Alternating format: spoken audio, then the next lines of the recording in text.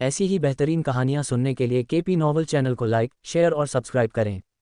आने वाली कहानियों के बारे में जानने के लिए हमारे टेलीग्राम से जुड़ें। लिंक डिस्क्रिप्शन में है। नेक्रोमांसर ऑफ द शैडोज, अध्याय 181। इवान उस दिशा में चला गया जहां से आवाज आ रही थी। 1 मिनट चलने के बाद वह आखिरकार उस स्थान के पास पहुंच गया जहां से लड़ाई की आवाज आ रही थी। जब इवान वहां पहुंचा तो उसने देखा कि ये 2 टीमों के बीच लड़ाई थी। एक तरफ 5 शिकारी थे जबकि दूसरी तरफ 6 शिकारी थे। वह उनसे लगभग 100 मीटर दूर रुक गया और चुपचाप उन्हें देखता रहा।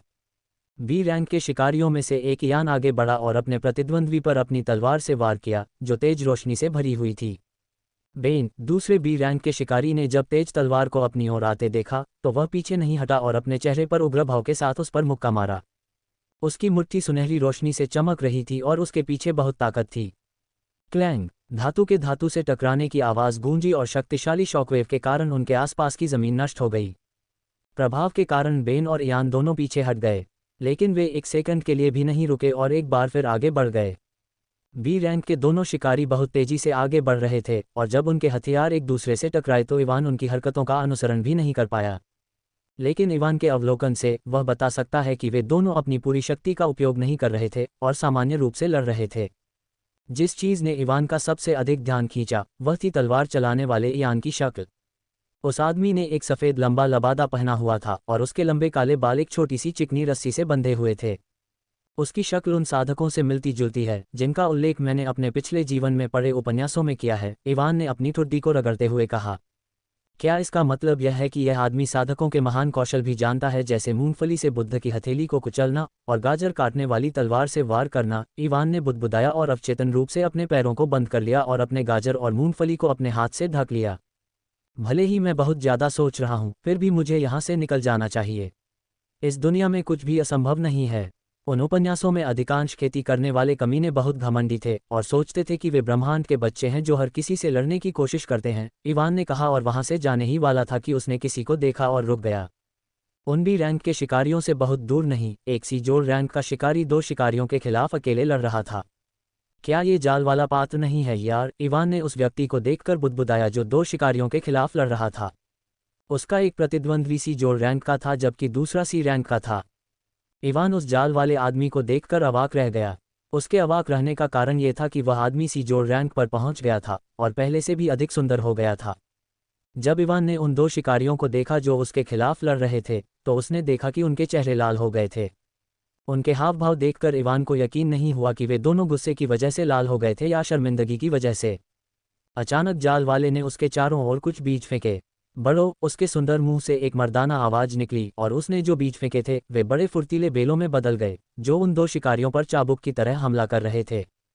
उन दोनों शिकारियों ने उन बेलों को चकमा देने की कोशिश की और अपनी तलवारों से उन पर वार किया, लेकिन जैसे ही उनकी तलवार ने बेलों को छुआ वे हरे रंग की रोशनी से चमक उठीं और तलवारें उन्हें काट नहीं पाईं। क्या दोनों शिकारी तब हैरान रह गए जब उनके हमले बेलों को काटने में सक्षम नहीं थे और प्रतिक्रिया करने से पहले ही वे दोनों जल्द ही बेलों द्वारा पकड़ लिए गए। बेलों द्वारा पकड़े जाने के बाद बेलें लाल रोशनी से चमक उठीं और दोनों शिकारियों के चेहरे पर एक भयावह भाव दिखाई दिया। इवान भी ये देखकर दंग रह गया क्योंकि वह महसूस कर सकता था कि वे बेलें वास्तव में उन शिकारियों का मान चूस रही थीं। वे बेलें जितना अधिक मान सोखती हैं उतनी ही मोटी होती जाती हैं। मात्र 20 सेकंड में उन लताओं ने दोनों शिकारियों का मान पूरी तरह सोख लिया और अब वे पेड़ के तने जितनी मोटी हो गई थीं।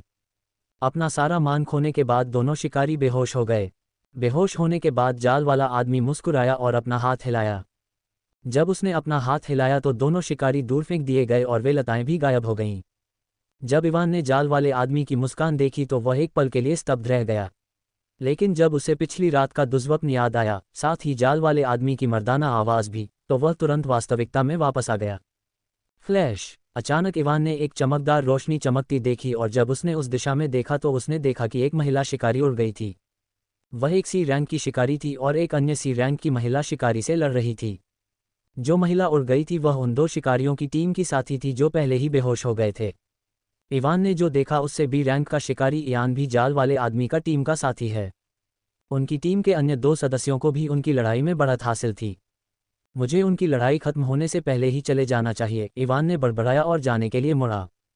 जैसे ही इवान मुड़ा उसने एक जोरदार टक्कर की आवाज़ सुनी। उसने जल्दी से मुड़कर देखा और देखा कि बेन उससे सिर्फ 20 मीटर की दूरी पर दुर्घटनाग्रस्त हो गया था। स्विश! जल्द ही इयान भी उस जगह पर पहुंच गया जहां बेन दुर्घटनाग्रस्त हुआ था और उसने इवान को भी देखा। इससे पहले कोई भी उसे पहचान नहीं पाया था क्योंकि इयान और अन्य लोग बेन और उसकी टीम के खिलाफ लड़ रहे थे। इसके अलावा उसकी छुपाने वाली अंगूठी का निष्क्रिय प्रभाव उसकी अधिकांश उपस्थिति को मिटा देता है। लेकिन अब जब इयान उससे सिर्फ कुछ मीटर की दूरी पर था और उसकी दिशा में देख रहा था, तो उसने उसे आसानी से पहचान लिया। बस ऐसा कुछ मत कहो कि तुमने इस युवा मास्टर की लड़ाई को चुपके से देखने की हिम्मत कैसे की, इवान ने सोचा जब उसने देखा कि इयान ने उसे देखा है। बेन ने अपने पैर जमीन पर दबाए और इयान की ओर बढ़ा। उसका शरीर घनी सुनहरी रोशनी से चमक उठा और उसने अपनी मुट्ठी उस पर तान दी। इयान अपनी जगह पर खड़ा रहा क्योंकि उसके शरीर से तलवार की रोशनी फूट पड़ी। उसने अपनी तलवार उठाई और बेन के हमले का सामना करने के लिए तलवार के दर्जनों प्रोजेक्टाइल बुलाए। तलवार की रोशनी से मुट्ठियां टकराईं और उनके आसपास का वातावरण नष्ट हो गया। अपनी क्रूर शक्ति से बेन ने कई तलवार प्रोजेक्टाइल को नष्ट कर दिया, लेकिन वे बहुत अधिक थे। अंत में उन तलवार प्रोजेक्टाइल ने बेन के चारों ओर की सुनहरी आभा को नष्ट कर दिया जो उसे बचा रही थी और सीधे उसके शरीर पर जा गिरी। तलवार प्रोजेक्टाइल के प्रभाव के कारण बेन का शरीर उड़ गया क्योंकि उसके शरीर पर कई घावों से खून बह रहा था। बेन का शरीर दूर जाकर गिरा जिससे वहां एक छोटा गड्ढा बन गया। इयान ने उसका पीछा किया और उसके पीछे चला गया, लेकिन जब वह बेन की ओर बढ़ा तो उसने देखा कि वहां एक और शिकारी खड़ा है। इयान एक पल के लिए स्तब्ध रह गया जब उसने वहां एक और शिकारी को देखा क्योंकि उसे देखने से पहले उसकी उपस्थिति का एहसास नहीं हुआ था। पहले तो इयान को लगा कि वह व्यक्ति भी रैंक का शिकारी है, इसलिए वह उसे महसूस नहीं कर पाया, लेकिन जब उसने उसकी आभा को महसूस किया तो उसने पाया कि वह व्यक्ति सिर्फ डी जोर रैंक का शिकारी था। वह तुरंत समझ गया कि डी जोर रैंक के शिकारी के पास अपनी आभा को छिपाने के लिए कोई कलाकृति होनी चाहिए। भले ही छिपाने वाली अंगूठी का निष्क्रिय प्रभाव बी रैंक के शिकारी के विरुद्ध बहुत कम हो जाता है, फिर भी ये तब भी उपयोगी हो सकता है जब इवान बी रैंक के शिकारी के नज़दीक न खड़ा हो। ये देखने के बाद कि इवान सिर्फ डी जोर रैंक का शिकारी था, इयान थोड़ा शांत हुआ और सबसे पहले बेन पर ध्यान केंद्रित किया। इवान जिसने बी रैंक के शिकारी को देखा उससे कुछ नहीं कहा और वह भी वहीं खड़ा रहा और कुछ नहीं किया। भले ही वह मेरी ओर नहीं देख रहा है, लेकिन मैं महसूस कर सकता हूं कि वह मेरी हरकत पर पूरा ध्यान दे रहा है। मुझे उसके इस आदमी के साथ समाप्त होने तक इंतजार करना चाहिए क्योंकि मैं वर्तमान में बी रैंक के शिकारी के विरुद्ध कोई अनावश्यक संघर्ष नहीं चाहता, इवान ने सोचा और जाने से पहले कुछ समय तक इंतजार करने का फैसला किया। क्या तुम अभी भी जारी रखना चाहते हो? इयान ने बेन से पूछा जो दर्द से कराह रहा था। बेन बड़ी मुश्किल से खड़ा हुआ और अपने 5 साथियों की तरफ देखा। उनमें से 3 पहले ही बेहोश हो चुके थे जबकि बाकी 2 भी घायल थे। ये देखकर बेन ने दांत पीस लिए और वहां से जाने का फैसला किया। क्या वह उसे मारने वाला नहीं है? इवान ने सोचा जब इयान ने अपने प्रतिद्वंद्वी को नहीं मारा और उसे जाने दिया। अपने 2 साथियों की मदद से बेन ने अपनी टीम के बेहोश हुए 3 सदस्यों को उठाया। इस आदमी ने मेरे दिमाग में उन साधकों की क्रूर छवि को पूरी तरह से तोड़ दिया। क्या मुझे उसे अपना पहनावा बदलने की सलाह देनी चाहिए ताकि उनका नाम खराब ना हो?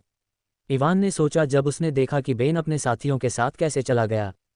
बेन के अपने साथियों के साथ चले जाने के बाद ट्रैप वाला आदमी और इयान के अन्य साथी भी उसके पास लौट आए। इयान और ट्रैप वाले आदमी के अलावा उनके 2 अन्य साथी महिला थे जबकि आखिरी एक पुरुष था। तुम यहाँ क्या कर रहे थे? इयान ने इवान से पूछा क्योंकि उसे लगा कि वह यहाँ एक कलाकृति का उपयोग करके छिपा हुआ है ताकि वह उन पर हमला कर सके जब वे लड़ रहे थे। मैं बस वहाँ से गुजर रहा था जब मैंने लड़ाई की आवाज़ सुनी, इसलिए मैं यहाँ देखने के लिए आया था और जाने ही वाला था कि वह आदमी अचानक यहाँ आ गया, इवान ने इयान की बात सुनकर शांति से कहा। यह स्वाभाविक था कि वे उसे संदिग्ध पाएंगे क्योंकि शिकारियों के लिए एक दूसरे को लूटने के लिए मारना सामान्य बात है। तुम अकेले हो? इयान ने आश्चर्य में भौहें उठाते हुए पूछा।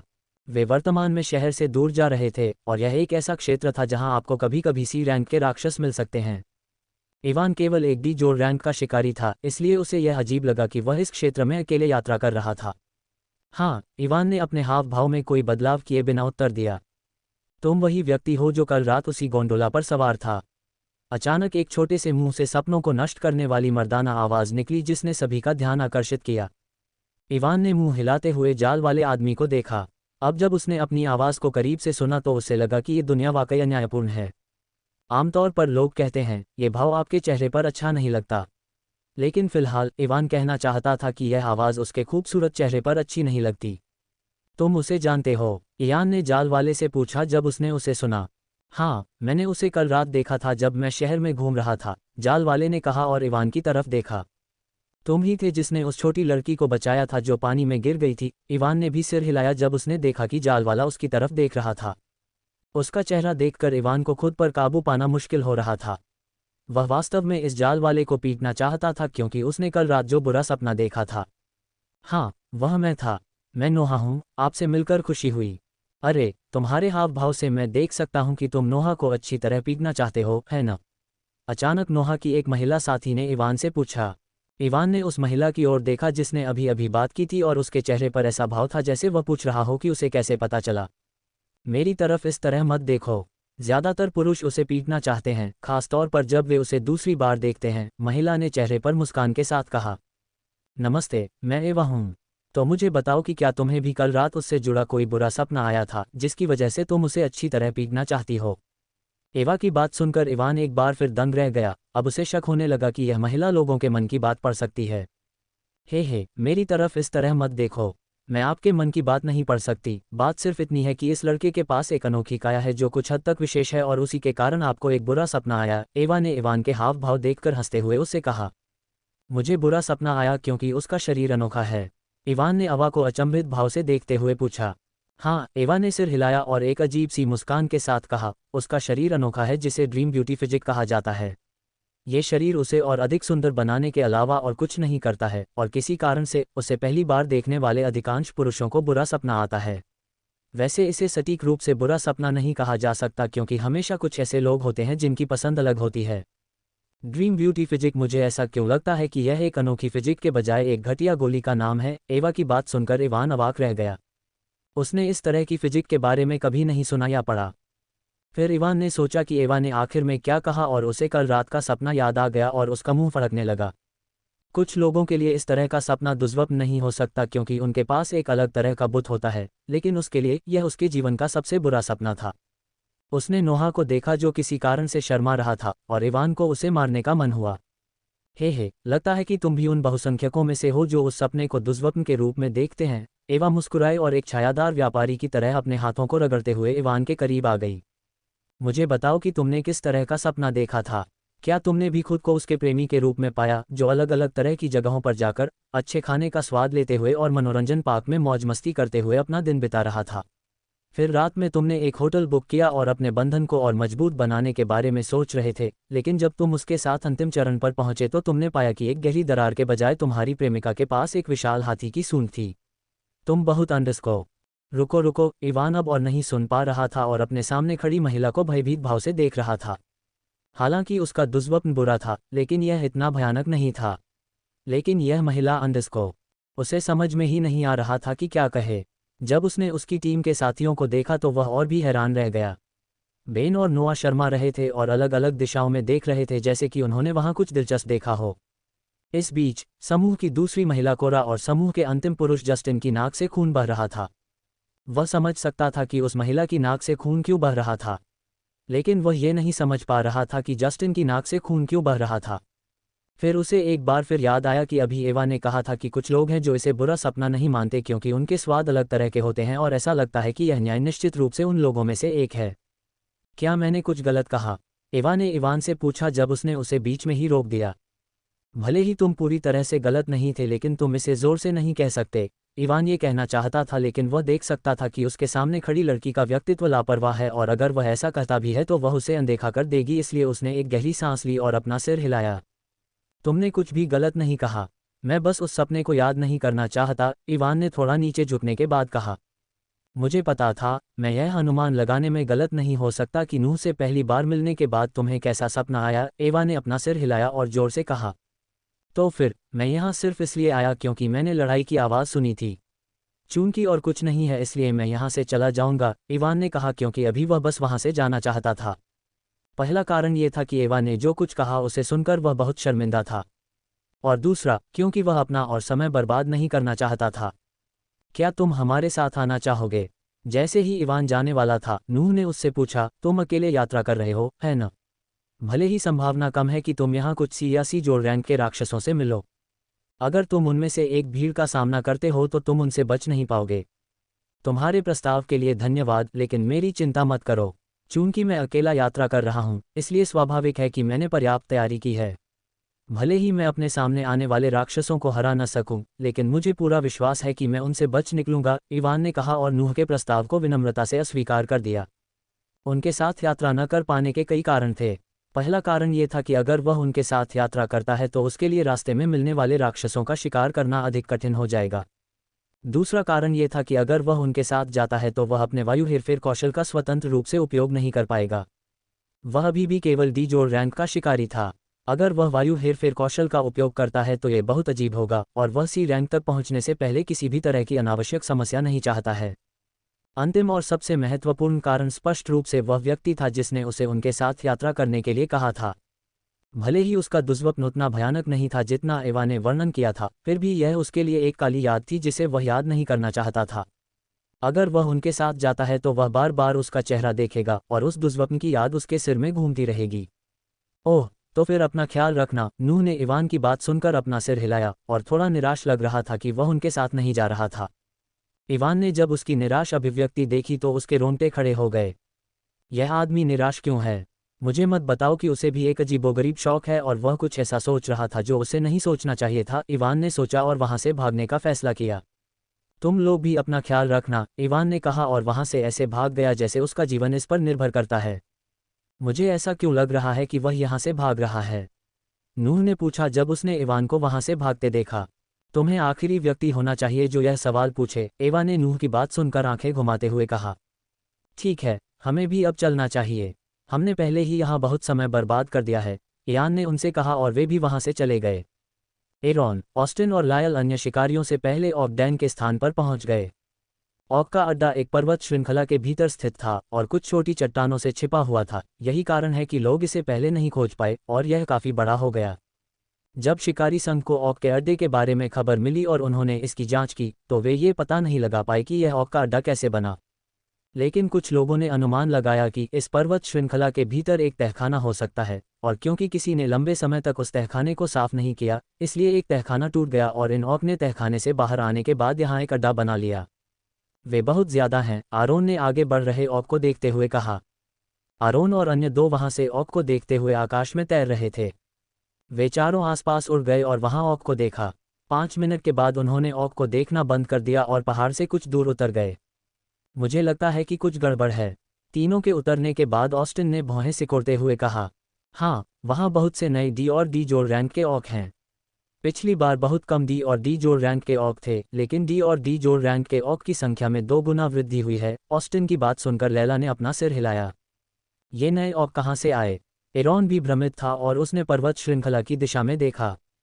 मुझे लगता है कि इस पर्वत श्रृंखला के भीतर एक कालकोठरी है और पिछले 3 दिनों के दौरान कोई ब्रेकआउट हो सकता है और ये ऑक वहां से यहाँ आए हैं, ऑस्टिन ने एक पल सोचने के बाद कहा।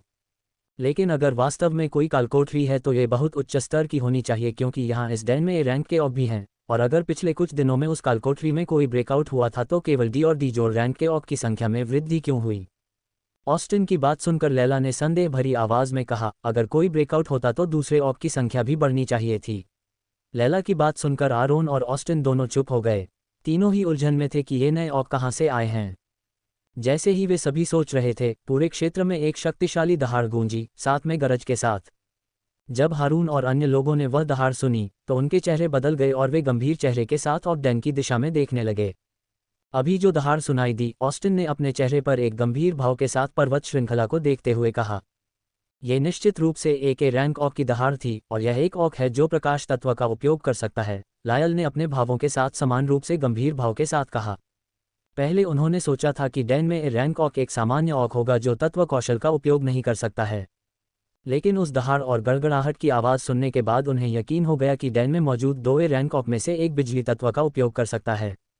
ए रैंक ऑक को उसकी उच्च रक्षा के कारण मारना पहले से ही काफ़ी मुश्किल है, लेकिन अगर एक ऑक कौशल का उपयोग भी कर सकता है तो उसकी शक्ति और भी भयानक हो जाएगी। हम तीनों के साथ इस मांद को साफ करना बहुत मुश्किल होगा, आरोन ने लायल और ऑस्टिन की ओर देखते हुए कहा। क्या हमें अन्य ए रैंक के शिकारियों को यहाँ आने के लिए कहना चाहिए? लायल ने उसकी बात सुनने के बाद कहा। अधिकांश ए रैंक के शिकारी अन्य कार्यों में व्यस्त हैं और यदि हम मदद मांगते हैं तो ए रैंक के शिकारी को हमारी मदद करने में 2 या 3 दिन लग सकते हैं, आरोन ने अपना सिर हिलाते हुए कहा। इस मिशन के लिए पंजीकृत अधिकांश शिकारी जल्द ही यहाँ आएंगे। हम 2 या 3 दिनों का इंतजार नहीं कर सकते, लायल ने पर्वत श्रृंखला को देखते हुए कहा। लायल, क्या तुम भी एक फॉर्मेशन मास्टर नहीं हो? क्या तुम्हें कोई ऐसा फॉर्मेशन नहीं पता जो उस ऑक को कमजोर कर सके? ऑस्टिन ने लायल की ओर देखते हुए अचानक पूछा। ऑस्टिन की बात सुनकर लैला की आंखें चमक उठीं। मुझे एक ऐसा गठन पता है जो इसके थंडर कौशल को 50% तक कमजोर कर सकता है, लेकिन मुझे उस गठन को बनाने में लगभग 5 या 6 घंटे लगेंगे। उस स्थिति में हमें कल अपना हमला शुरू कर देना चाहिए क्योंकि रात के समय हमला करना मुश्किल होगा। ऑस्टिन की बात सुनने के बाद लैला ने कहा, यह भी ठीक है, मुझे नहीं लगता कि उन शिकारियों को एक दिन इंतजार करने में कोई समस्या होगी। एरॉन ने लैला की बात पर सहमति जताई और अपना सिर हिलाया। ठीक है, तो चलो मांद को साफ करने से पहले एक गठन बनाते हैं। क्या आपके पास संरचना बनाने के लिए सभी सामग्रियां हैं या मुझे कुछ सामग्रियां लाने के लिए शहर वापस जाना चाहिए? लैला की बात सुनने के बाद ऑस्टिन ने पूछा, मेरे पास कुछ सामग्रियां हैं, लेकिन आपको अभी भी कुछ सामग्रियां लाने के लिए वापस जाना होगा जो मेरे पास नहीं है, लैला ने कहा और उन सामग्रियों के नाम संदेश में भेजे जिनकी उसे ज़रूरत थी। मैं उन्हें जल्द ही लाऊंगा, ऑस्टिन ने कहा और वह शहर की ओर वापस उड़ गया। क्या मुझे अपने गिल्ड के कुछ सदस्यों को यहाँ बुलाना चाहिए क्योंकि डी और डी जोर रैंक के ऑक की संख्या में काफ़ी वृद्धि हुई है? ऑस्टिन के उड़ जाने के बाद लैला ने आरोन से पूछा, उन ऑक के बारे में चिंता मत करो, मुझे नहीं लगता कि इस मिशन के लिए पंजीकृत शिकारियों को उन निम्न श्रेणी के ऑक से निपटने में कोई समस्या होगी, एरॉन ने कहा और अपना सिर हिलाया। ठीक है, तो मैं अपने साथ लाई गई सामग्री से फॉर्मेशन बनाना शुरू कर दूंगी, लैला ने कहा और वह भी ऑक डैन की ओर उड़ गई। एरॉन जो अकेला रह गया था, अपना फ़ोन निकालने से पहले एक पल के लिए वहां खड़ा रहा। मुझे मिशन में शामिल होने वाले शिकारियों को सूचित करना चाहिए कि हम कल बेस पर हमला करेंगे, इसलिए उन्हें यहाँ जल्दी में भागने की ज़रूरत नहीं है और वे यहाँ आते समय राक्षसों का शिकार कर सकते हैं। एरॉन ने बड़बड़ाते हुए सभी शिकारियों को एक संदेश भेजा।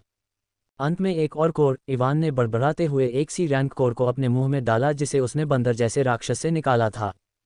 कोर ऊर्जा में बदल गया जो उसके शरीर के अंदर चला गया और उसके सम्राट कोर द्वारा अवशोषित कर लिया गया। मुझे पिछले 3 घंटों में 2 सी रैंक कोर मिले हैं। इस क्षेत्र में बहुत से सी रैंक के राक्षस नहीं हैं, इवान ने राक्षस के शरीर से दूर जाते हुए कहा। यदि यह सामान्य समय होता तो उसे यकीन था कि उसे और भी राक्षसों का सामना करना पड़ता, लेकिन चूंकि आसपास बहुत से शिकारी हैं, इसलिए उसके सामने आने वाले राक्षसों की संख्या बहुत कम थी। 2 सी रैंक कोर के अलावा उसे एक डी जोर रैंक कोर भी मिला। उसने उस डी जोर रैंक कोर को भी अवशोषित कर लिया, लेकिन सी रैंक कोर की तुलना में डी जोर रैंक द्वारा उसे प्रदान की जाने वाली ऊर्जा काफ़ी कम थी। डिंग! अचानक इवान को एक टेक्स्ट संदेश मिला। जब उसने अपना फ़ोन निकाला और देखा तो उसने भौहें चढ़ाईं। लगता है कि उन्हें वहाँ कोई समस्या आ गई है, इवान ने एरोन का संदेश देखकर बुदबुदाया। लेकिन उसे इसकी ज़्यादा परवाह नहीं थी क्योंकि वह सिर्फ उन ऑक्स के खिलाफ लड़ने की योजना बना रहा था जो बी रैंक से नीचे थे। संदेश देखने के बाद इवान ने एक पल के लिए सोचा और फिर दूसरी दिशा में आगे बढ़ गया। चूंकि हम कल डैन पर हमला करेंगे, मैं आज वहां जाने से पहले कुछ राक्षसों का शिकार कर सकता हूं। 3 घंटे बाद इवान अन्य शिकारियों से काफ़ी दूर आ गया। इस दौरान उसका सामना कुछ राक्षसों से हुआ, लेकिन उसे केवल एक डी जोर रैंक कोर मिला। यह क्षेत्र काफ़ी दूर है, मुझे यहाँ बिना किसी समस्या के शिकार करने में सक्षम होना चाहिए, इवान ने अपने होवरबोर्ड पर चलते हुए खुद से कहा। अचानक इवान ने एक राक्षस को देखा जो दूसरे राक्षस के शरीर को चबा रहा था। क्या यह एक गैंडा है? इवान ने बुदबुदाया जब उसने 3 मीटर बड़े राक्षस को देखा जो चांदी के रंग के शल्कों से ढका हुआ था। राक्षस गैंडे जैसा था और उसके सामने से एक लंबा सफ़ेद सींग निकल रहा था। उसकी आंखें गहरे नारंगी रंग की थीं और उसके पीछे से एक पूंछ निकल रही थी जो तीखे शल्कों से भरी हुई थी। जब इवान उससे 100 मीटर दूर था तो उसने आखिरकार उसकी आभा को महसूस किया और पाया कि यह एक सी रैंक का राक्षस था।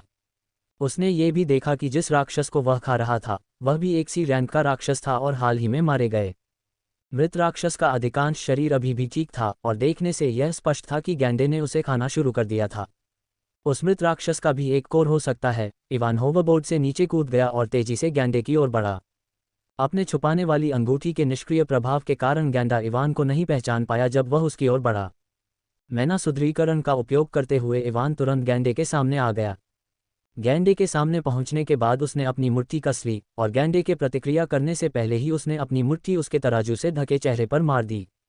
प्रभाव के बल के कारण विशाल गैंडे को पीछे धकेले जाने पर एक जोरदार धमाकेदार आवाज गूंजी। गैंडा दर्द से गुर्राया और उसके चेहरे के चारों ओर के कुछ तराजू टूट गए क्योंकि उसके घाव से खून बह रहा था। इवान को आश्चर्य हुआ जब उसने देखा कि गैंडा गंभीर रूप से घायल नहीं था। मैना सुदृढ़ीकरण का उपयोग करने के बाद वह सामान्य सी जोर रैंक के शिकारियों से अधिक शक्तिशाली था। लेकिन भले ही यह गेंडा सिर्फ एक सी रैंक का राक्षस था, फिर भी यह उसके द्वारा किए गए पूरे हमले के बाद भी गंभीर रूप से घायल नहीं हुआ। इस गैंडे की रक्षा काफी मजबूत है, इवान ने सोचा और एक बार फिर गैंडे की ओर बढ़ने वाला था, जब अचानक गैंडे की नारंगी आंखें अजीब रोशनी से चमक उठीं। इवान जो आगे बढ़ने वाला था वहीं रुक गया और उसे भयानक सिरदर्द महसूस हुआ। अरे, एक आध्यात्मिक कौशल, इवान ने अपना सिर कसकर पकड़ते हुए शाप दिया। दहाड़। जब इवान सिरदर्द के कारण विचलित था तो गैंडा जोर से दहाड़ता हुआ उसकी ओर बढ़ा। इवान ने महसूस किया कि जब गैंडा उसकी ओर बढ़ा तो उसके आसपास की जमीन हिल रही थी। उसने खुद को उस भयानक सिरदर्द को नज़रअंदाज करने के लिए मजबूर किया जो उसे मार रहा था और उसने शैडो वॉक कौशल का इस्तेमाल किया। शैडो वॉक का इस्तेमाल करते हुए वह उस जगह से गायब हो गया जहां वह खड़ा था। जो गैंडा उसकी ओर बढ़ रहा था वह चौंक गया और इधर उधर देखते हुए रुक गया। अचानक गैंडे के पीछे एक छाया दिखाई दी और उसने उस पर हरे रंग की तलवार से वार किया। पुची। दहाड़। हवा के प्रकोप ने गैंडे के शल्कों को आसानी से काट दिया और उसकी पीठ पर एक गहरा घाव बन गया। वार करने के बाद इवान रुका नहीं और हवा के हेरफेर का इस्तेमाल करके अपनी तलवार को हवा से ढक दिया। अपनी तलवार को ढकने के बाद उसने हवा के प्रकोप को उसी जगह पर मारा जहां उसने पहले वार किया था। तलवार आसानी से गैंडे की रक्षा को भेदती हुई उसके फ्लैश में गहराई तक घुस गई। जैसे ही तलवार गैंडे के फ्लैश में घुसी, इवान ने हवा को नियंत्रित किया जिसे उसने अपनी तलवार के चारों ओर लपेटा था। अचानक हवा के प्रकोप के चारों ओर की सारी हवा के ब्लेड में बदल गई और गैंडे के शरीर को अंदर से नष्ट कर दिया। दहाड़। गैंडा दर्द से दहाड़ उठा और उसकी जीवन शक्ति धीरे धीरे खत्म हो गई। धमाका। एक जोरदार आवाज के साथ गैंडे का शरीर जमीन पर गिर गया और उसके शरीर के चारों ओर खून का एक पोखर बनने लगा। इवान का चेहरा पीला पड़ गया था और उसका शरीर ठंडे पसीने से लथपथ था। हालांकि शैडो वॉक का इस्तेमाल करने के बाद गैंडे के कौशल का असर खत्म हो गया था, लेकिन उसका सिर अभी भी दर्द कर रहा था। इवान अपना सिर पकड़कर बैठ गया और एक उपचार औषधि निकाली और उसे पी गया। कुछ देर बाद उसका सिर दर्द कम होने लगा जबकि इवान जमीन पर लेटा रहा।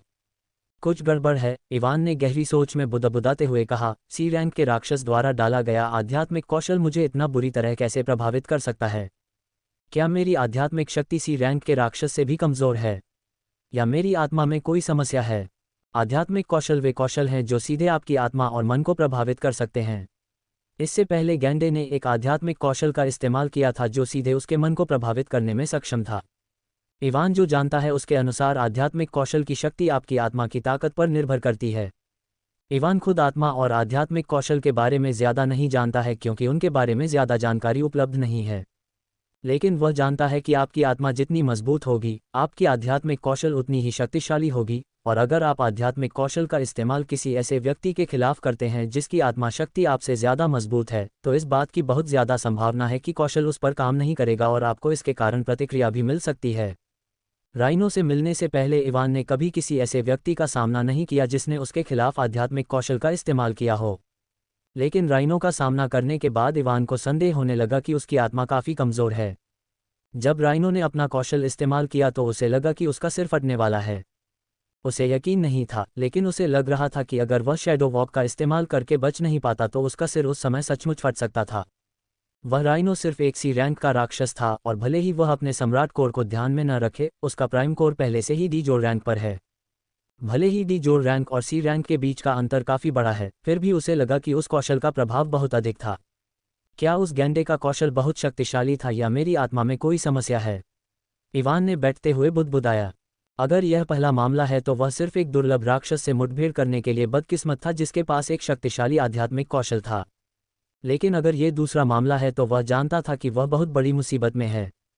अगर उसकी आत्मा वास्तव में अन्य शिकारियों की तुलना में कमज़ोर है तो आध्यात्मिक कौशल वाले लोग उससे आसानी से निपट पाएंगे। चाहे उसका शरीर कितना भी मजबूत हो या उसके पास कितना भी मन हो, अगर उसकी आत्मा पर्याप्त मजबूत नहीं है तो आध्यात्मिक कौशल वाला व्यक्ति उससे आसानी से निपट पाएगा। अगर उसकी आत्मा कमज़ोर है और उसका सामना किसी ऐसे व्यक्ति से होता है जिसके पास आध्यात्मिक कौशल है तो वह उनका विरोध नहीं कर पाएगा। मैं लापरवाह था क्योंकि मैंने इस समस्या के बारे में कभी नहीं सोचा था, इवान ने आह भरते हुए कहा। उसे अपनी आत्मा की समस्या के बारे में पहले ही सोचना चाहिए था। वह एक सामान्य व्यक्ति नहीं है, वह यहाँ पर स्थानांतरित हुआ था, इसलिए उसकी आत्मा के अन्य शिकारियों से अलग होने की संभावना बहुत अधिक थी। यह अच्छा है कि आध्यात्मिक प्रकार के कौशल बहुत दुर्लभ हैं और दुनिया में बहुत से लोगों के पास नहीं हैं, इवान ने कहा और खड़ा हो गया। सामान्य कौशलों के विपरीत आध्यात्मिक कौशल बहुत दुर्लभ हैं और बहुत कम लोगों के पास हैं। आध्यात्मिक कौशल को स्वाभाविक रूप से जागृत करने या कौशल स्क्रॉल के माध्यम से इसे प्राप्त करने के अलावा आध्यात्मिक कौशल प्राप्त करने का एक और तरीका है जो कि अपना स्वयं का आध्यात्मिक कौशल बनाना है। जब कोई शिकारी ए रैंक पर पहुंचता है तो उसे आध्यात्मिक भावना नामक एक कौशल प्राप्त होगा। ये कौशल उस दिव्य भावना के समान है जिसके बारे में उसने साधना उपन्यासों में पढ़ा था। आध्यात्मिक भावना जागृत होने के बाद एक शिकारी की सावधानी बहुत बढ़ गई। साथ ही वह अपनी आंखें बंद करके भी अपने आसपास के क्षेत्र की एक लंबी सीमा को महसूस करने में सक्षम होगा। आपकी आध्यात्मिक भावना की शक्ति भी आपकी आत्मा की शक्ति पर निर्भर करती है। लेकिन इन सरल चीज़ों के अलावा आप अपनी आध्यात्मिक भावना को खोलने के बाद अपने आध्यात्मिक कौशल का निर्माण करने में सक्षम होंगे। लेकिन आध्यात्मिक कौशल बनाना बहुत कठिन काम है और बहुत कम लोग उन्हें बना सकते हैं। भले ही मेरी आत्मा में कुछ भी गड़बड़ न हो, और मुझे लगता है कि यह सब इसलिए था क्योंकि उस गैंडे का कौशल बहुत मजबूत था, फिर भी मुझे अपनी आत्मा को मजबूत करने की कोशिश करनी चाहिए। ऐसा नहीं है कि मेरी आत्मा को मजबूत करना कोई बुरी बात होगी, इवान ने बड़बड़ाया और गैंडे के मूल की तलाश शुरू कर दी। अपनी आत्मा की शक्ति बढ़ाने के कुछ तरीके हैं, लेकिन सबसे आम तरीका आत्मा की शक्ति बढ़ाने के लिए एक औषधि का उपयोग करना है। भले ही उसने ऐसी औषधि का उपयोग करने का फैसला किया जो उसकी आत्मा की शक्ति को बढ़ा सकती है, इवान जानता था कि यह एक आसान काम नहीं होने वाला है। पहली समस्या इस प्रकार की औषधियों की कीमत है। आत्मा की शक्ति बढ़ाने वाली औषधियां बहुत महंगी हैं। इवान को यह भी नहीं पता था कि सिर्फ एक औषधि खरीदने के लिए उसे कितना पैसा खर्च करना पड़ेगा। दूसरा, बहुत कम लोग ऐसी औषधि बना सकते हैं जो आत्माओं को मजबूत कर सके, इसलिए वे बहुत दुर्लभ हैं, और बिना कनेक्शन के उसे यकीन नहीं था कि उसके पास पर्याप्त पैसे होने पर भी वह ऐसी औषधि खरीद पाएगा। इसे भूल जाओ, मैं एस्ट्रेट शहर लौटने के बाद इस बारे में सोचूंगा, इवान ने सोचा और आखिरकार गैंडे के दिल के पास एक घाव खोलने में सक्षम हो गया। घाव खोलने के बाद उसने कोर की तलाश की। एक पल के बाद उसकी आंखें चमक उठी जब उसे गैंडे का एक छोटा सा चांदी के रंग का कोर मिला। कम से कम मुझे उस भयानक सिरदर्द को महसूस करने के बाद कुछ तो मिला, इवान ने बड़बड़ाया और उस राक्षस की ओर चला गया जिसे गैंडा खा रहा था। जब वह वहां पहुंचा, वह राक्षस जिसे वह खा रहा था एक बुलेडिया था। उनका शरीर हिरण जैसा दिखता था, लेकिन उनका आकार और चेहरा बैल जैसा दिखता था। बुलेडिया का शरीर ज्यादातर ठीक था और उसे ज्यादा नुकसान नहीं पहुंचा था। इवान ने कोर के लिए उसके हृदय क्षेत्र के पास देखा और आश्चर्यचकित रह गया जब उसे वास्तव में उसमें से एक कोर मिला। 2C रैंक कोर, बुरा नहीं, इवान ने प्रसन्न स्वर में कहा, और दोनों कोर को धोने के बाद उसने बुलेडिया से प्राप्त कोर को अपने मुंह में डाल लिया। कोर ऊर्जा में बदल गया और उसकी शक्ति को थोड़ा बढ़ाते हुए उसके सम्राट कोर की ओर बढ़ गया। बुलेडिया के कोर को अवशोषित करने के बाद उसने गैंडे के कोर को अपने मुंह में रखा। ये कोर भी ऊर्जा में बदल गया और उसके सम्राट कोर द्वारा अवशोषित कर लिया गया। मजबूत होने का एहसास वास्तव में व्यसनी है, इवान ने बड़बड़ाया जब कोर की सारी ऊर्जा उसके द्वारा अवशोषित कर ली गई। जैसे ही वह अन्य राक्षसों की तलाश करने के लिए दूर जाने वाला था, इवान रुक गया क्योंकि उसके सामने एक अधिसूचना दिखाई दी। आपने माइंड सप्रेशन कौशल सीखा है। आपने माइंड सरपैशन कौशल सीखा है। इवान काफी देर तक अपने सामने के नोटिफिकेशन को चकित नजरों से देखता रहा। पवित्र दानव, क्या आज मेरा भाग्यशाली दिन है? कुछ समय बाद वह आखिरकार अपने होश में आया और जोर से चिल्लाया। उसने कभी नहीं सोचा था कि एक कोर से कौशल प्राप्त करने की संभावना इतनी जल्दी फिर से सक्रिय हो जाएगी। उसे आज सुबह वायु हेरफेर कौशल प्राप्त हुआ और अब उसे एक और कौशल मिला, भले ही उसने बहुत कम कोर अवशोषित किए हों। इवान ने अपनी स्थिति विंडो खोली और कौशल के विवरण को देखा। हालांकि वह पहले से ही अनुमान लगा सकता था कि यह किस तरह का कौशल था, फिर भी जब उसने इसके विवरण देखे तो वह सुखद आश्चर्यचकित था। माइंड सरपैशन, इस कौशल का उपयोग करके आप अपने प्रतिद्वंद्वी के दिमाग पर दबाव डाल पाएंगे। इस कौशल की शक्ति उपयोगकर्ता की आध्यात्मिक शक्ति पर निर्भर करती है। यदि आपके प्रतिद्वंद्वी की आध्यात्मिक शक्ति आपकी तुलना में बहुत कम है, तो एक मौका यह भी है कि आप अपने प्रतिद्वंद्वी को सीधे मार पाएंगे।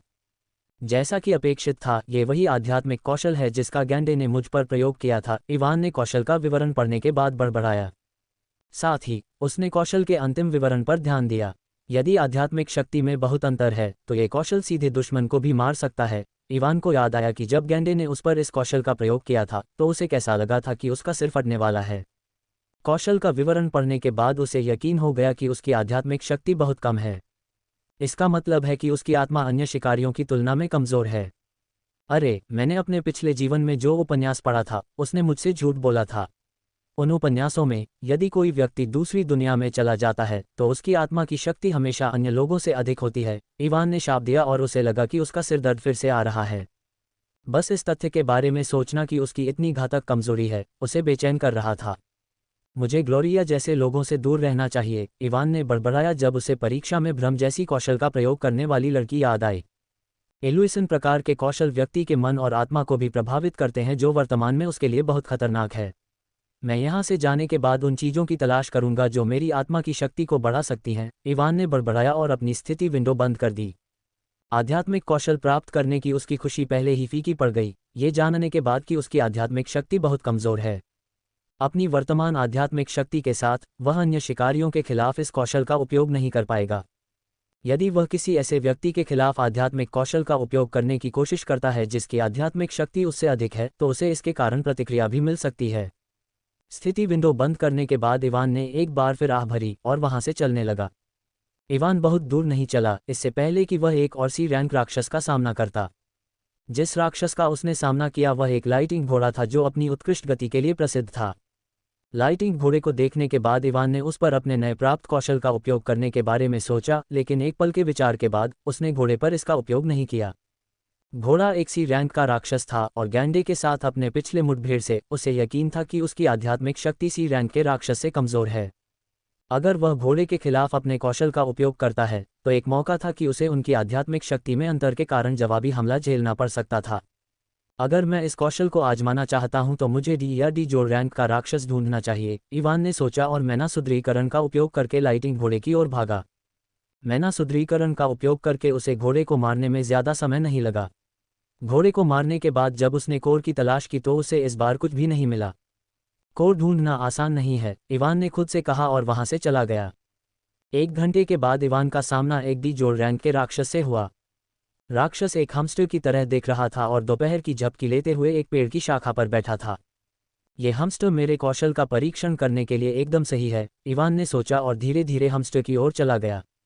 चलते समय उसने कोई आवाज़ नहीं की तथा उसकी अंगूठी के छिपने के प्रभाव के कारण हैमस्टर को यह आभास नहीं हुआ कि वह उसके पास आ रहा है। जल्द ही इवान उस पेड़ के ठीक नीचे पहुंच गया जहां हमस्टर दोपहर की झपकी ले रहा था और उसे गंभीर चेहरे से देखा। चलो देखते हैं, एक विचार के साथ इवान ने अपने मन को पार करने के कौशल को सक्रिय किया। नग्न आंखों से अदृश्य आध्यात्मिक तरंगें हमस्टर की ओर बढ़ीं जो सो रहा था। अचानक सो रहा हमस्टर चौंक कर जाग गया, वह दर्द भरी आवाज में चीखा और जमीन पर लौटते हुए पेड़ से नीचे गिर गया। लेकिन कौशल का उपयोग करने पर इवान का चेहरा भी पीला पड़ गया। कौशल का उपयोग करने के बाद उसे पहले की तरह ही भयानक सिरदर्द महसूस हुआ। सिरदर्द महसूस करने के बाद इवान ने जल्दी से कौशल को निष्क्रिय कर दिया और जोर से सांस ली। उसे ऐसा लग रहा था जैसे कि हमस्टर पर उस कौशल का उपयोग करने के बाद उसकी सारी मानसिक ऊर्जा खत्म हो गई है। इवान ने हमस्टर को देखा जो खड़े होने की कोशिश कर रहा था और उसे एक छाया गोली से मार दिया।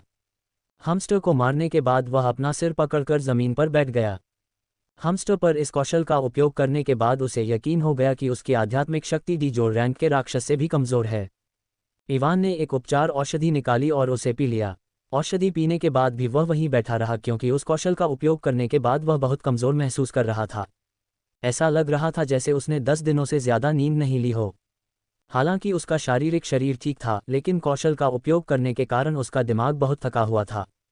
उसकी आध्यात्मिक शक्ति इतनी कम थी कि एक बार इसे सक्रिय करने के बाद ही उसकी आध्यात्मिक शक्ति समाप्त हो गई। अब जब इवान ने कौशल का उपयोग करने का परिणाम देखा तो उसे यकीन हो गया कि उसकी आत्मा अविश्वसनीय रूप से कमज़ोर है। अगर मैं अपनी आत्मा के बारे में कुछ नहीं करता तो मैं बर्बाद हो जाऊंगा, इवान ने उदास होकर सोचा जब उसे पता चला कि उसकी आध्यात्मिक शक्ति हमस्टर से भी कमज़ोर है। जैसे ही इवान ऑगडैन के स्थान की ओर बढ़ा, सूरज पूर्व से उगने लगा।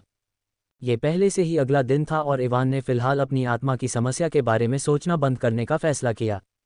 अगर मैं अपनी पूरी कोशिश करूं तो मैं इस मिशन के अंत में सी रैंक तक पहुंचने के लिए पर्याप्त कोर इकट्ठा कर पाऊंगा, इवान ने खुद से कहा और उसकी आंखों में उत्साह की चमक आ गई। सिर्फ ये सोचकर कि उसके मोनाक कोर के सी रैंक पर पहुंचने के बाद क्या होगा, उसका दिल तेजी से धड़कने लगा। वह जानना चाहता था कि उसके मोनाक कोर के सी रैंक पर पहुंचने के बाद उसे क्लास मिलेगी या नहीं। यह ऐसा था जैसे उसने लॉटरी टिकट खरीदा हो और अब वह उसके परिणाम का इंतजार कर रहा हो। कल इवान ने देर रात तक राक्षसों का शिकार किया। अपनी नाइट विशन की वजह से रात में राक्षसों का शिकार करना उसके लिए कोई समस्या नहीं थी। लेकिन उसने पूरी रात शिकार नहीं किया क्योंकि उसे पता था कि अगर ऑगडैन मिशन के दौरान वह सही स्थिति में नहीं रहा तो यह उसके लिए अच्छा नहीं होगा। वापस जाते समय इवान ने कुछ अन्य शिकारियों को देखा जो ऑगडैन की ओर जा रहे थे। जब उसने उन्हें देखा तो उसे आश्चर्य नहीं हुआ क्योंकि वह अनुमान लगा सकता था कि उसकी तरह वे भी हारून से संदेश प्राप्त करने के बाद राक्षसों का शिकार करने गए थे। उसने कुछ शिकारियों को आपस में लड़ते हुए भी देखा, लेकिन उसने उनसे परेशान नहीं हुआ और ऑक डैन की ओर बढ़ना जारी रखा। 3 घंटे बाद, जब सुबह के करीब 9 बज रहे थे, इवान ऑक डैन के स्थान पर पहुंच गया। संदेश में एरन ने उन्हें सुबह 10 बजे से पहले यहां आने के लिए कहा। जब इवान वहां पहुंचा तो उसने पर्वत श्रृंखला से कुछ अजीब सी दहाड़ सुनी, जो उसके स्थान से बहुत दूर नहीं थी।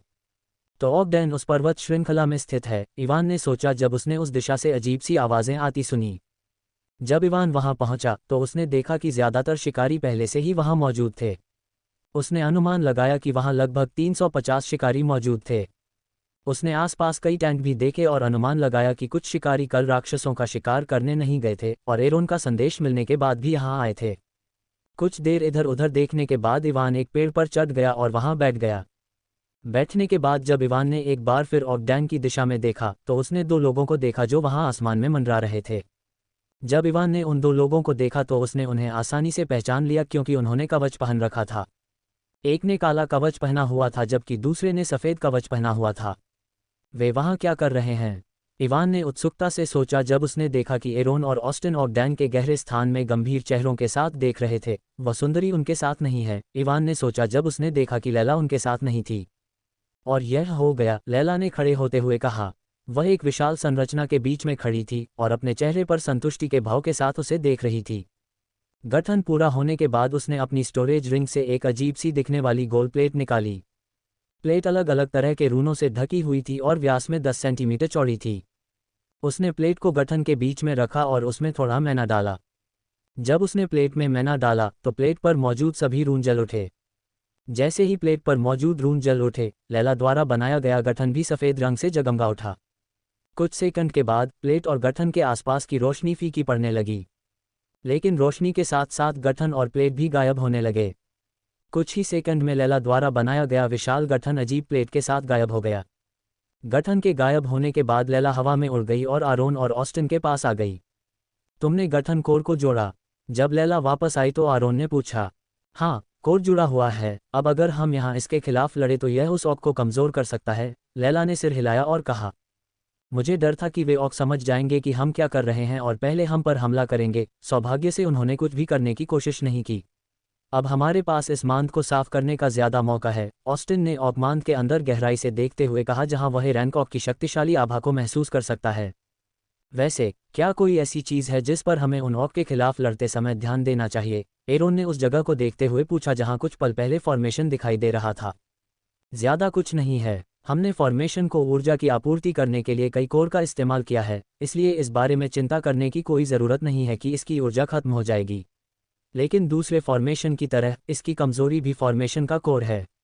अगर कोर नष्ट हो जाता है तो फॉर्मेशन भी ढह जाएगा, लेकिन ऐसा कुछ होने की संभावना बहुत कम है।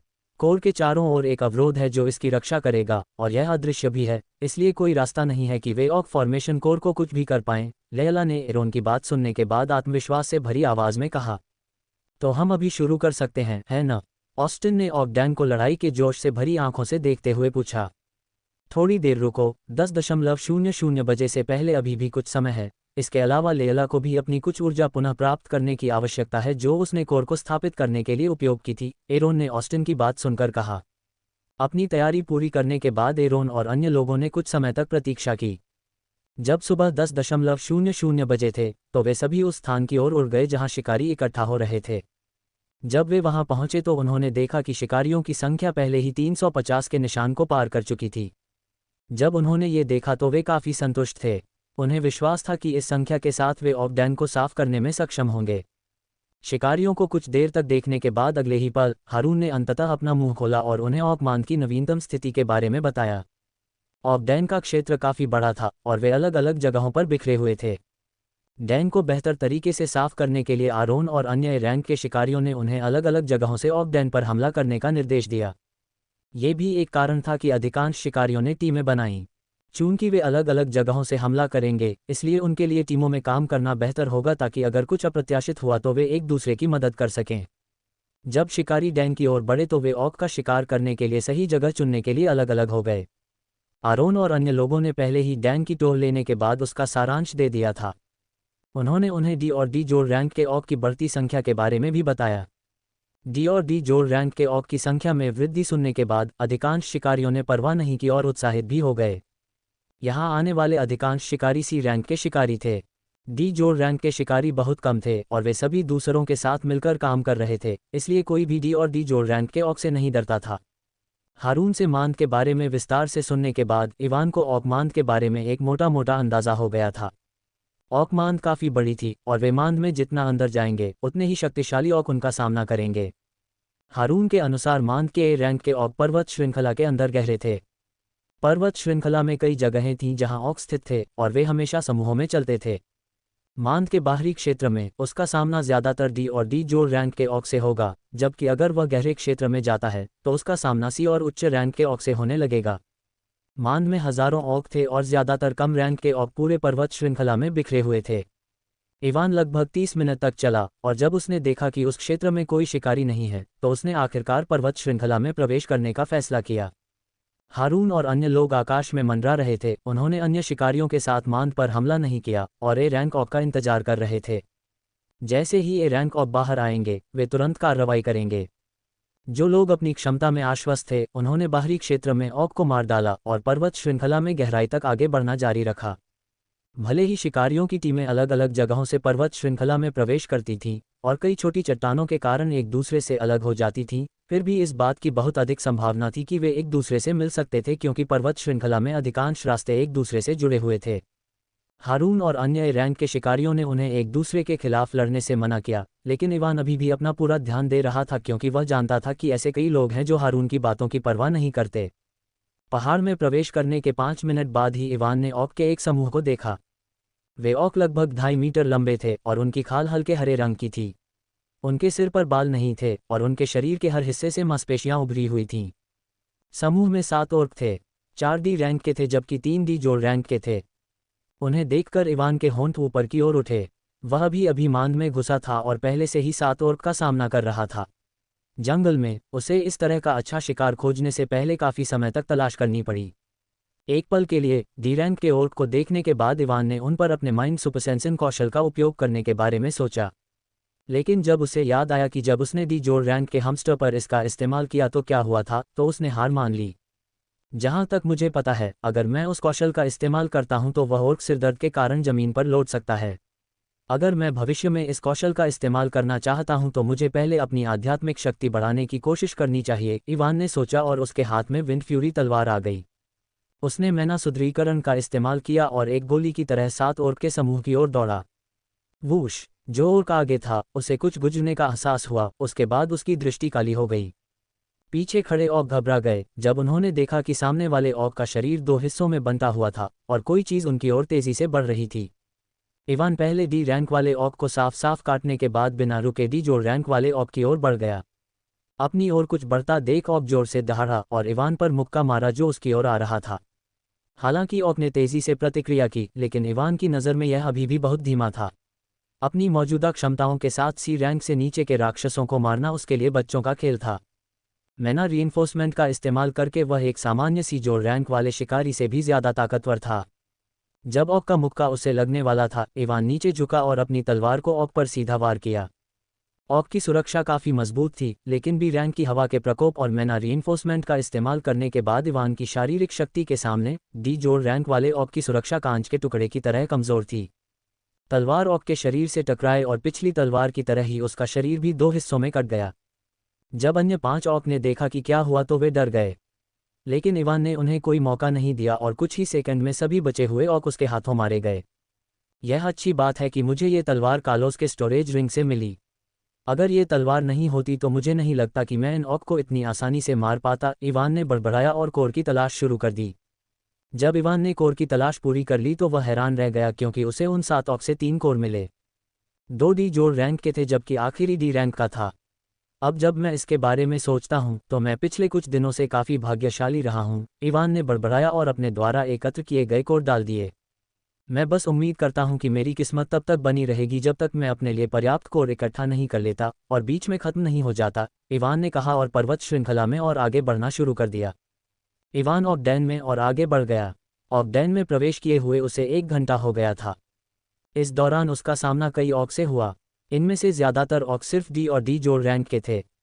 कभी कभी एक या दो सी रैंक के ऑक भी होते थे, लेकिन उन्हें मारने के बाद उसे कोई सी रैंक कोर नहीं मिला। इस 1 घंटे में उसने कुल 9 कोर इकट्ठा किए। इनमें से 5 कोर डी जोड़ रैंक के थे जबकि 4 डी रैंक के थे। इवान ने सभी डी जोड़ रैंक कोर को अवशोषित कर लिया, लेकिन उसने डी रैंक कोर को अवशोषित नहीं किया। उसने पहले एक डी रैंक कोर को अवशोषित किया, लेकिन उसने पाया कि उसके बाद उसका मोनाक कोर मुश्किल से आगे बढ़ा। किसी कारण से उसे लगा कि उसका मोनाक कोर डी रैंक कोर की ऊर्जा को अवशोषित नहीं कर पाया और वह ऊर्जा कहीं गायब हो गई। ये वही बात थी जो तब हुई थी जब उसने कौशल प्राप्त करने के लिए अतीत में एफ रैंक कोर को अवशोषित करने की कोशिश की थी। उस समय जब उसने उन एफ रैंक कोर को अवशोषित किया तो उसने महसूस किया कि उनकी ऊर्जा भी कहीं गायब हो गई और उसका सम्राट कोर इसे अवशोषित नहीं कर पाया। क्या ये कोर इसलिए चुस्त हो रहा है क्योंकि यह कम रैंक कोर से ऊर्जा को अवशोषित नहीं करना चाहता है? इवान ने आगे बढ़ते हुए सोचा। ठीक है, चूंकि मैं उन्हें सम्राट कोर के माध्यम से अवशोषित नहीं कर सकता, इसलिए मैं उन्हें अपने प्राइम कोर के लिए उपयोग करूंगा। इवान ने बड़बड़ाया और एक छोटी सी चट्टान पर चढ़ने के लिए एक बर्फ की जंजीर का उपयोग किया जो 15 मीटर ऊंची थी और उसका रास्ता रोक रही थी। जब वह चट्टान के शीर्ष पर पहुंचा और दूसरी तरफ देखा तो उसने कुछ ऑर्क्स के समूह देखे। यह क्षेत्र काफी खुला था और पहले के विपरीत आसपास कोई चट्टान नहीं थी। वहां ऑर्क्स के लगभग 5 समूह थे और प्रत्येक समूह में 4 या 5 ऑर्क्स थे। लेकिन पहले के विपरीत इस बार प्रत्येक समूह में कम से कम 2 सी रैंक ऑर्क्स थे। जब इवान ने ध्यान केंद्रित किया तो उसने शिकारियों की एक टीम को अपने से लगभग 1 किलोमीटर दूर लड़ते हुए देखा। भले ही वह ये नहीं देख पाया कि वहां कितने शिकारी थे और उनकी रैंक क्या थी, लेकिन उसे यकीन था कि यह जगह खेती के लिए काफ़ी अच्छी थी क्योंकि वहां बहुत सारे ऑर्क थे। अगर मैं यहाँ शिकार करता हूं तो कोई समस्या नहीं होनी चाहिए। वे अभी भी यहाँ से 1 किलोमीटर दूर हैं और उन्हें यहाँ आने में कुछ समय लगेगा, इवान ने सोचा और जितनी जल्दी हो सके ऑक्स को मारने का फैसला किया ताकि उसे उन शिकारियों के बारे में चिंता न करनी पड़े। शिकारियों की प्रत्येक टीम में हमेशा एक व्यक्ति होता है जिसका काम उन राक्षसों के कोर इकट्ठा करना होता है जिन्हें उसकी टीम ने मारा है। ऐसी जगह जहां आपका कोर दूसरी टीमों द्वारा छीना जा सकता है, अगर आप उन्हें जल्दी से इकट्ठा नहीं करते हैं तो किसी ऐसे व्यक्ति का होना जरूरी था जो कोर इकट्ठा करे। क्योंकि हर टीम में एक ऐसा सदस्य होता है, इसलिए उन्हें अपने कोर इकट्ठा करने की चिंता नहीं करनी पड़ती और इस पर समय बर्बाद नहीं करना पड़ता। दूसरी ओर चूंकि इवान अकेला था, इसलिए उसे ऑक्स को मारना था और उनके कोर खुद ही इकट्ठा करने थे। अगर वह ऑक्स को मारने के तुरंत बाद कोर इकट्ठा नहीं करता है और दूसरे शिकारी वहां आ जाते हैं तो वे उसके कोर चुराने की कोशिश कर सकते हैं। फिलहाल वह कोई संघर्ष नहीं चाहता था और बस कोर इकट्ठा करना चाहता था। यही वजह है कि उसने जल्दी से इन ऑक का ख्याल रखने और यहाँ से जाने का फैसला किया। इवान चट्टान से नीचे आया और ऑक समूहों में से एक की ओर बढ़ा। समूह में 4 ऑक थे, 2 सी रैंक के थे जबकि अन्य 2 डी जोड़ रैंक के थे। इवान पीछे से उनकी ओर गया ताकि वे उसे आते हुए न देख सकें। अपनी अंगूठी के छुपाने वाले प्रभाव से वे 4 ऑक उसे आते हुए नहीं देख पाए। जब इवान उनसे सिर्फ 5 मीटर दूर था तो उसने मैना सुदृढ़ीकरण का इस्तेमाल किया। उसने अपने पैरों को जमीन पर दबाया और उसके बल का इस्तेमाल करके ऑक समूह की ओर गोली की तरह गोली चलाई। इससे पहले कि पहला ऑक ये देखने के लिए मुड़ पाता कि क्या हो रहा है, इवान उसके पीछे आ गया और हवा के तेज झोंके से उस पर वार किया। तलवार से वार करते समय इवान ने मैना सुदृढ़ीकरण का इस्तेमाल करना बंद कर दिया और हवा के हेरफेर कौशल का इस्तेमाल किया। आसपास की हवा विंड फ्यूरी ब्लेड के चारों ओर इकट्ठा होने लगी और इसकी तेज ब्लेड हरी रोशनी से चमक उठी। स्विश! विंड फ्यूरी की तेज ब्लेड ने टोफू की तरह सी रैंक ऑक की सख्त त्वचा को काट दिया, जिससे उसका सिर हवा में उड़ गया। जैसे ही ऑक का सिर उड़ गया, इवान ने एक बार फिर दूसरे सी रैंक ऑक पर क्षैतिज रूप से वार किया जो उससे 4 मीटर दूर था। जैसे ही इवान ने वार किया, विंड फ्यूरी ब्लेड के चारों ओर इकट्ठी हुई सारी हवा निकल गई और एक तेज विंड ब्लेड बिजली की गति से ऑक की ओर चली गई। विंड फ्यूरी तलवार के प्रभाव के कारण विंड ब्लेड की शक्ति 200% बढ़ गई। ऑक दूर जाना चाहता था, लेकिन जब उसने हमला किया तो इवान उसके बहुत करीब था। इवान ने देखा कि विंड ब्लेड ऑक के संपर्क में आया और आगे बढ़ना जारी रखा, जबकि ऑक उसी स्थान पर खड़ा था, इवान को हैरान भरी आंखों से देख रहा था। अचानक उसकी कमर के आसपास के क्षेत्र से खून का फव्वारा फूट पड़ा और उसका ऊपरी शरीर उसके निचले शरीर से अलग हो गया। दोनों सी रैंक ऑक को मारने के बाद इवान ने 2 डी रैंक ऑक को देखा जो पूरी तरह से जमे हुए थे। ये देखने के बाद कि क्या हुआ, इवान डी रैंक ऑक में से एक की ओर बढ़ा जो उसके करीब था। इवान को अपनी ओर आते देख ऑक अपने होश में आया और उसे मुक्का मारा, जबकि दूसरा भागने लगा। इवान ने डी जोड़ रैंक ऑक के मुंह से बचते हुए भाग रहे दूसरे ऑक पर बर्फ की जंजीर का इस्तेमाल किया। भागते हुए ऑक को बर्फ की जंजीर ने रोक दिया और एथन ने दूसरे ऑक को अपनी तलवार से मार डाला। ऑक को मारने के बाद इवान दूसरे ऑक की ओर बढ़ा जिसे बर्फ की जंजीर ने रोक दिया था और उसे भी आसानी से मार डाला। छिपाने की अंगूठी एक आश्चर्यजनक हमले के लिए वास्तव में प्रभावी है, इवान ने बड़बड़ाया और कोर की तलाश करने ही वाला था कि कुछ हुआ। अचानक इवान ने अपने पीछे से एक तेज धमाकेदार आवाज़ सुनी और जल्दी से पीछे मुड़ा। जैसे ही वह मुड़ा, उसे यह समझने का मौका भी नहीं मिला कि क्या हो रहा है, इससे पहले कि उसने एक लकड़ी का डंडा अपने ऊपर गिरते देखा। आखिरी क्षण में उसने हमले को रोकने के लिए अपनी तलवार उठाई। लकड़ी का डंडा तलवार से टकराया और इवान पीछे की ओर उड़ गया।